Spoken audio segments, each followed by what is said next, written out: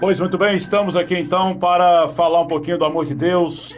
Quero tratar nessa tarde sobre a importância da evangelização. Você que está ligado com a gente, ouvindo a rádio Nova Aliança FM, todas as quintas-feiras nós temos um encontro marcado pela 105,9 Nova Aliança. Você pode acessar o site que é o www.fmnovalianca.com.br. Nessa feita, quero trazer nessa tarde a importância da evangelização. Quero falar para você que eu estou aqui com o mesmo compromisso de sempre, de falar simplesmente aquilo que o Senhor mandar falar. Quero nessa tarde não ser um oportunista, mas trazer uma mensagem pelo qual Deus colocou em meu coração logo nessa tarde, onde, pela misericórdia, com toda falha, mas o Espírito Santo ainda pela misericórdia, Ele continua bradando em nosso coração e continuará bradando no meu, no seu coração, coração esse que der lugar, que entender de que Deus ainda fala com o homem, fala com a mulher. Nessa oportunidade eu quero falar sobre a importância da evangelização. A Bíblia Sagrada fala para nós em 1 Coríntios capítulo 9, versículo de número 16. Porque se eu anuncio o Evangelho, não tenho que me gloriar, pois me é imposta essa obrigação, e ai de mim se não anunciar o Evangelho. E por isso, se eu faço de boa mente, terei prêmio, mas se de má vontade, apenas uma dispensação me é confiada. Querida Piraúba, queridos ouvintes dessa emissora, a Bíblia Sagrada, ela mostra que a evangelização é o centro da obra de Deus. Uma igreja que não evangeliza, ela não pode ser chamada de evangélica, porque toda igreja que evangeliza, essa sim, é a igreja que o Senhor comprou com seu sangue. E essa igreja, ela entendeu de que esse evangelho, essas boas novas, não podem ficar somente entre quatro paredes. E que, sim, essa palavra tem que alcançar línguas, povos, todas as pessoas desse planeta Terra, onde estiver uma alma vivente, aonde estiver um pecador. A igreja comprada pelo sangue de Cristo, ela entende que ali está então um campo missionário. Escute uma coisa, a evangelização é contar sobre Jesus para outras pessoas. O que você tem feito, o que nós temos feito nesses últimos dias acerca deste assunto? Haja visto que não é visto muito em alguns lugares sobre a evangelização. Eu melhoro um pouco a palavra. Nós não vemos um culto específico voltado para missões. Você não vê em alguns lugares a incentivação, pelo menos tirar um domingo, para que os membros então saiam pelas ruas e levem a palavra. É lógico que muitas vezes você vai encontrar pessoas com maior desculpa descabível nessa terra, ainda mais no cenário pelo qual nós estamos vivendo. Vamos falar o seguinte: não vamos ter contato porque não podemos ir até a pessoa. E querido, eu quero falar uma coisa: estamos vivendo um tempo de apostasia, pessoas que entrou no centro do conformismo, pessoas que na verdade não são todas, mas uma grande parte, preocupando pregar somente dentro das quatro paredes. Uma grande parte preocupando somente louvar dentro das quatro paredes. Preocupando, sim, de pregar somente para os crentes. Os congressos, por exemplo, observa para você ver. Dificilmente um pecador vai a esse congresso. Por quê? Porque não houve a evangelização. E quando eu falo isso, eu não estou generalizando, mas uma grande parte, eu tenho certeza absoluta, que muitas vezes preocupa, sim, só em pregar para crentes. Mas Jesus, ele chama nós para ir até as ovelhas que ainda não estão fazendo parte do aprisco. Jesus Cristo já deu a ordem para nós. Nós precisamos falar das obras maravilhosas do Senhor. O apóstolo Paulo, então, foi muito feliz em dizer: porque se eu anuncio o Evangelho, não me glorio. Ou seja, ninguém precisa gloriar porque está evangelizando. Por quê? Paulo dá a resposta. Ele fala: não tenho que me gloriar porque foi-me imposta esta obrigação. Nós, um dia que aceitamos Jesus como Salvador da nossa vida, levar a palavra para as pessoas que ainda não ouviram a palavra. Pode ser que as pessoas até ouviram a palavra, não teve um discipulado, mas teve um discipulado secundário, Robson, que elas ouviram. Mas e o discipulado primário, será que teve? Será que alguém sentou com essa pessoa num banquinho, na sala, abriu a Bíblia, explicou acerca da crucificação de Cristo, da ressurreição de Jesus? Muitas vezes nós vemos nesse tempo algumas igrejas, eu já falei isso em lugares que eu já fui, e quero falar aqui uma vez mais, que eu já falei isso aqui. Algumas igrejas, elas não evangelizam. Por quê?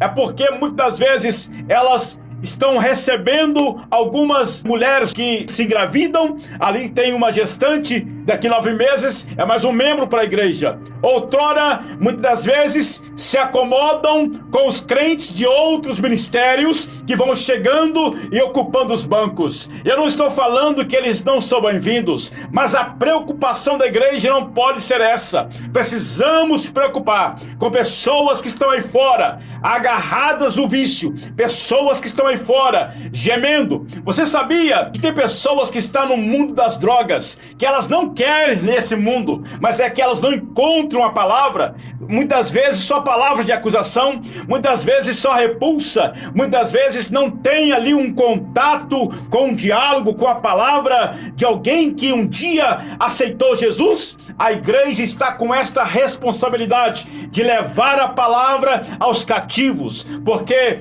foi colocado em mim, foi colocado em você, crente, servo lavado no sangue do Cordeiro. Ele colocou o Espírito dele sobre mim, sobre você. Ele nos ungiu para levar a palavra, para tirar as pessoas do cativeiro através da palavra. Porque a única coisa que pode livrar o homem da escravidão do pecado, a única coisa que pode livrar o homem de qualquer situação onde na verdade ele está preso, a Bíblia Sagrada fala para nós em João 8:32. E conhecereis a verdade, e a verdade vos libertará. Muitas das vezes você encontra nesse tempo pessoas, na verdade, não preocupando em enviar alguém para levar a palavra. Robson, enviar para onde? Para países, para outras cidades longínquas? A palavra enviar aqui subentende também incentivar alguém, falar para essa pessoa, para fazer a obra. Escute uma coisa, Robson, todos os crentes que um dia aceitaram Jesus, indistintamente, eles têm que entender que precisa levar a palavra. Eu quero te falar que em parte sim. Porém, se não tiver um incentivo por detrás, se fosse assim, então por que Jesus deu a ordem? Ir te pregar o evangelho, ir te ensinar. Ele incentivou os seus discípulos a levarem a palavra. Mas não precisava, né? Já estava com ele? Não. Ele ensinou para os seus discípulos a levarem a palavra. Escute uma coisa, a Bíblia fala, tal como é o sacerdote, assim é o povo. Se o sacerdote não gosta de evangelizar, a maioria, uma grande maioria esmagadora dos membros não vão gostar de evangelizar. Por quê? Porque não há incentivo daquela pessoa que está na frente do trabalho. Essa palavra, ela é para todos nessa tarde. Essa palavra, ela não está sendo uma palavra indireta, é uma palavra direta mesmo para nós todos, pois, queridos, muitas pessoas acomodadas nesse tempo pelo qual nós estamos. Todo crente pode sim partilhar a boa notícia sobre a salvação que há em Jesus. Porém, é necessário também incentivar com palavras, incentivar com ensino, incentivar e falar. Um dia alguém pregou para você, agora você tem que pregar para outras pessoas. Deus nos ajuda, querido, com certeza, para que mais pessoas conheçam a verdade e sejam salvas. Mas para isso é preciso nós despertar. Estamos vivendo uma zona de conforto. Pessoas com título de evangelista, mas não sabem o que é evangelizar. Pessoas com título de presbítero, mas não sabem o que é ter a função, a executar a função de um presbítero. Pessoas com títulos até de pastores, mas não sabem o que é, na verdade, pastorear. Escute, eu sei que muitas vezes uma mensagem dessa natureza não agrada, mas eu não vim aqui para agradar, eu vim para falar a verdade. Não é para tirar onda ou fazer média, mas é que Deus nessa tarde me incomodou para falar sobre essas verdades. Nós não podemos, minha gente, guardar a boa notícia só para nós. A Bíblia fala em Eclesiastes, fala assim: Lança teu pão sobre as águas. Reparta com 7, também com 8. Você tem esse pão aí na sua despensa, que é o teu coração, crente. Você tem essa palavra no teu coração. Compartilhe essa palavra. Mas, Robson, Piraúba já está evangelizado. Pode estar escandalizado. Agora, evangelizado não. Precisamos evangelizar. Robson, mas como evangelizar, sendo então que está escandalizado? Eu quero te falar uma coisa. A Bíblia Sagrada, ela não esconde que Davi pecou. A Bíblia Sagrada não esconde o que aconteceu com as filhas de Ló e com Ló. A Bíblia Sagrada não esconde nada. Ela está aqui para nós ver as histórias do passado. E nem por isso o Evangelho deixou de crescer. O Evangelho, meu querido, e mediante aos escândalos, mediante as coisas que vão acontecendo ou que vem acontecendo, precisa sim de ser pregado, precisa sim de uma vez mais voltar até aquelas pessoas. Ah, mas já preguei para fulano, já ensinei, já falei, já fiz isso. Aí eu faço a pergunta: o que Jesus faria no seu lugar? O que Jesus faria no meu lugar?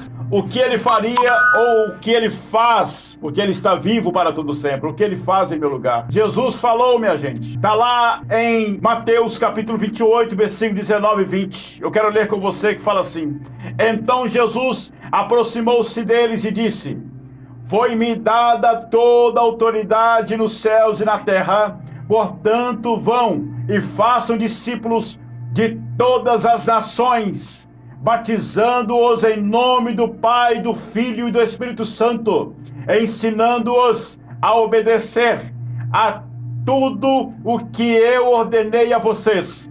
E eu estarei sempre com vocês até o fim dos tempos. Observa que diz a Bíblia que o Senhor falou para fazer discípulos e ensinar. Por que que às vezes as pessoas não querem então fazer essa obra? É porque requer tempo. Porque pegar alguém preparado, que já sabe o que é ser um crente, é fácil. Quero ver tirar aquela pessoa que está na lama do pecado, tirar os carrapichos, arrancar os bichos, quero ver.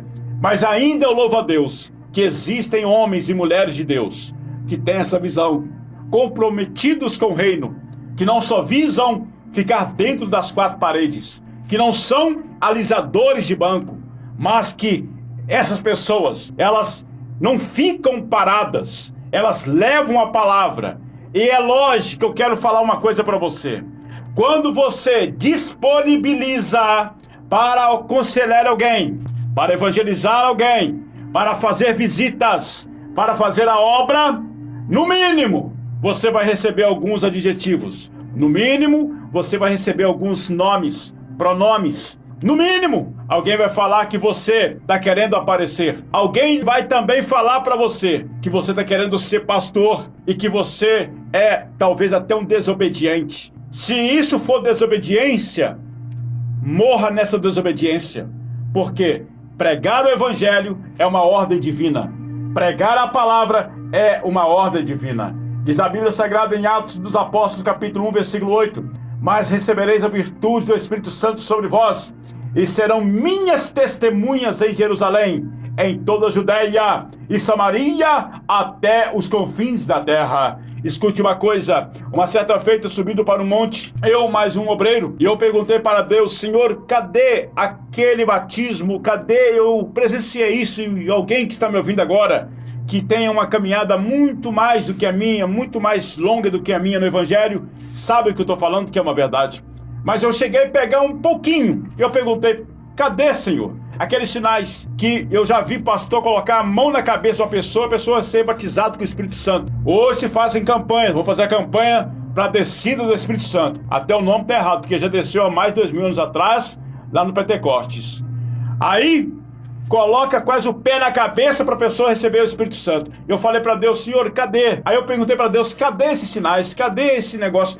Aí Deus tocou em meu coração, fez lembrar desse texto de Atos capítulo 1, versículo 8. E recebereis a virtude do Espírito Santo para ser testemunha em Jerusalém, em Samaria, até os confins da terra. Deus tocou em meu coração. Dá o meu espírito para ficar dentro das 4 paredes?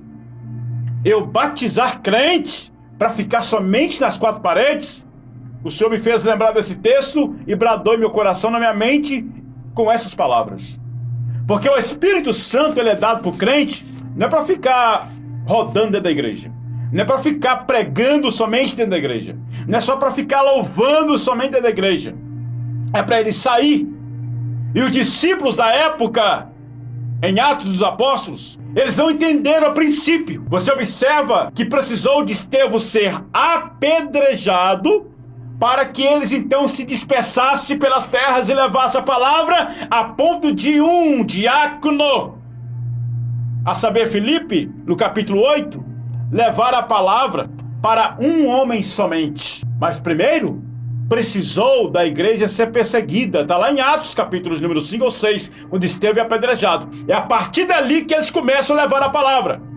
E eu faço a pergunta: o que nós estamos esperando para acontecer para nós sair das quatro paredes e levar a palavra? Queridos, isso é muito sério. Eu sei que muitas vezes as pessoas às vezes não entendem isso, mas para que falar isso? Alguém tem que falar alguma coisa. Alguém tem que falar alguma coisa. Voltando aqui para o texto que eu li para vocês, quando Paulo falou: e por isso, se faço de boa mente, terei prêmio. Paulo está falando o seguinte: se eu faço por livre e espontânea vontade, terei prêmio. Mas se eu faço de uma vontade, apenas uma dispensação me foi confiada.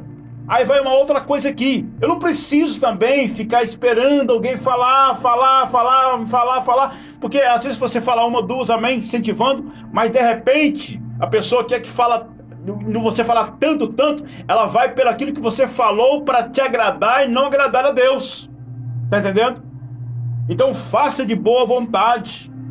E a Bíblia Sagrada fala para nós que uma certa feita teve um moço que falou: deixa eu enterrar meu pai primeiro, depois eu vou. Então o que acontece? Nesse tempo, estamos vivendo um tempo onde as pessoas estão procurando primeiro fazer alguma coisa nos seus afazeres, no cotidiano, para depois então levar a palavra. Ou de repente alguém que está me ouvindo agora: eu vou formar primeiro na faculdade, depois eu levo a palavra. Não, eu vou pregar, levar a palavra depois que eu for consagrado a evangelista, aí eu vou levar a palavra. Eu quero te falar que você não precisa ter uma credencial para levar a palavra. Você não precisa ter um jaleco escrito evangelista, porque tem muitos aí consagrados que não fazem, mas tem muitos que não são, estão fazendo. Você não precisa de ter essa credencial para fazer. É honra, aleluia, é. Mas você não precisa de ter cargos para levar a palavra. Gente, todos os dias o mundo despede das pessoas. Algumas pessoas indo para o Hades, outras indo para o paraíso. Está sobre os ombros da igreja essa responsabilidade de levar a palavra. Deus vai cobrar de muitas pessoas, principalmente líderes que se acovardaram. Antes, no passado, faziam, hoje estão se acovardando, hoje estão na zona de conforto, que não incentivam mais os fiéis a fazer missão, a fazer a obra. Precisamos acordar. Jesus está voltando para buscar a igreja. Jesus está voltando para buscar um povo lavado, remido no sangue do Cordeiro. E diz a Bíblia que ficarão de fora os cães, ficarão de fora os adúlteros, os efeminados. Diz a Bíblia Sagrada que ficarão de fora os que praticam e amam a mentira. Mas eu tenho uma notícia: todos esses nomes que eu citei agora, se a igreja for até essas pessoas e levar a palavra que pode transformar a vida deles, eles têm uma oportunidade também, porque Jesus transforma. Jesus, ele é um Deus que transforma sempre algo para melhor. Você observa que em João capítulo 2, no casamento, Jesus transformou a água em vinho, e o mestre Sala falou: deixaste o melhor vinho para o final da festa? Eu aprendo que Jesus sempre, quando então coloca a mão em alguma coisa, vai transformar sempre para melhor. Jesus, ele está olhando de cima, esperando uma atitude de algumas pessoas na terra, para locomover, para levar a palavra às pessoas que estão clamando. Minha gente, deixa eu contar para vocês uma coisa aqui. Esses dias, não estou pregando isso aqui porque aconteceu isso. Isso aqui, graças a Deus, Deus tem nos dado essa graça para fazer essa obra. Na verdade, é mais do que a obrigação nossa. Eu li aqui que não tenho que me gloriar nisso, mas eu tenho que contar. Gente, escute uma coisa. Tem pessoas aí, gente, clamando, pedindo por socorro, clamando por socorro. Eu fui numa cidade vizinha aqui, fazer um trabalho, eu mais um amigo, que até o presbítero José Célio, e mais algumas pessoas. E ali pessoas na cama gemendo, minha gente. Gemendo de quê, Robson? De dor. De dor. Feridas que não fecham. Pessoas pele e osso. Pessoas ali, meu amado, vários leitos. Pessoas que não dormem porque a dor é tanta, o remédio não minimiza a dor. Pessoas ali sofrendo. Pessoas que o médico chegou e falou, eu conversei com uma senhora lá e o marido que tinha caído de uma escada, bateu a cabeça e o médico falou que nunca mais ele vai ser o mesmo homem. Pessoas desesperançadas. Tem gente precisando de uma palavra nossa, minha gente. Não é só pregar bonito dentro de igreja, não. É muito bonito, bacana, mas não é só isso, não. Deus quer muito mais. Jesus um dia vai falar isso para muitas pessoas. Eu estive preso, você não me visitou. Eu estive com fome e você não me deste de comer.